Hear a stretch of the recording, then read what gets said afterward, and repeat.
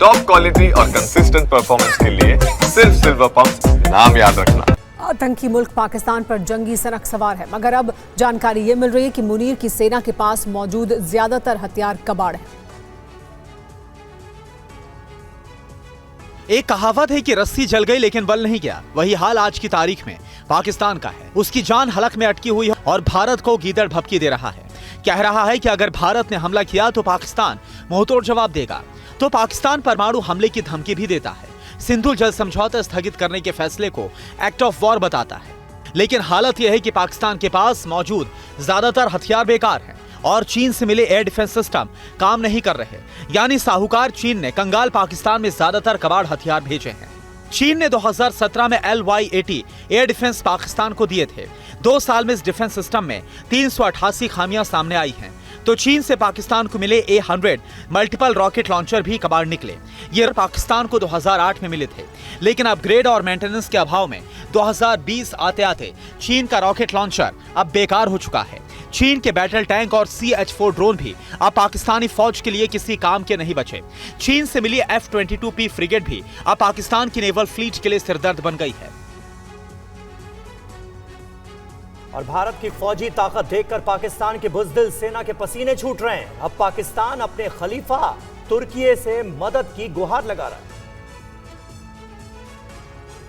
भारत की जंगी ललकार से पाकिस्तान की हालत खराब है। अब पाकिस्तान की गुहार के बाद तुर्की उसकी मदद के लिए आगे आया है। तुर्की ने पाकिस्तान के लिए हथियार भेजे हैं। 6 कार्गो प्लेन से पाकिस्तान के लिए हथियारों की खेप भेजी गई है। दरअसल आतंकी पाकिस्तान ये मानकर बैठा है कि भारत अब पहलगाम हमले का बदला जरूर लेगा। यही वजह है कि डरा सहमा पाकिस्तान अब दुनिया के देशों से गुहार लगा रहा है, अपने मित्र देशों के सामने गिड़गिड़ा रहा है। इस बीच रक्षा मंत्री ख्वाजा आसिफ ने कबूल किया कि पाकिस्तान मित्र देशों के संपर्क में है और पहलगाम हमले की निष्पक्ष और पारदर्शी जांच के लिए तैयार है। तो अब भारत का एक्शन देखकर बिलावल भुट्टो की भी हेकड़ी निकल गई है। बिलावल ने अब भारत के साथ बातचीत की पेशकश की है। भारत का एक्शन प्लान देखकर पाकिस्तान के प्रधानमंत्री शहबाज शरीफ और आर्मी चीफ आसिम मुनीर की नींदें उड़ी हुई हैं। तो अब अनुभवी नवाज शरीफ ने भी कह दिया है कि महाशक्ति भारत से टकराना पाकिस्तान के हित में नहीं है। पूरी खबर देखिए।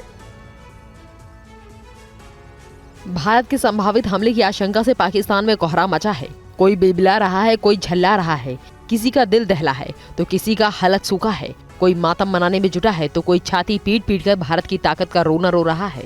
24 करोड़ की आबादी वाले भिखारी मुल्क में हिंदुस्तान की सैन्य तैयारी से खौफ का तूफान आया हुआ है। दहशत के इस माहौल में अब पूर्व PM नवाज शरीफ ने प्रधानमंत्री शहबाज को नसीहत दी है। दरअसल नवाज शरीफ को नए भारत की ताकत का एहसास है। यही वजह है कि उन्होंने अब शहबाज शरीफ से कहा है कि भारत के साथ तनाव कम करें। कूटनीतिक तरीके से समाधान निकालने में ही पाकिस्तान और शहबाज शरीफ का हित है। तनाव कम करने के लिए बीच का रास्ता नहीं खोजा गया तो पाकिस्तान को भारी कीमत चुकानी पड़ सकती है। अब नवाज शरीफ की इस नसीहत के पीछे की वजह भी जान लीजिए। शहबाज शरीफ इस तनाव के बीच नवाज शरीफ से मिलने गए थे। शहबाज ने NSC बैठक के फैसलों की जानकारी भी नवाज शरीफ के साथ शेयर की थी। इसी बीच नवाज शरीफ ने शहबाज को भारत से नहीं टकराने की सलाह दी।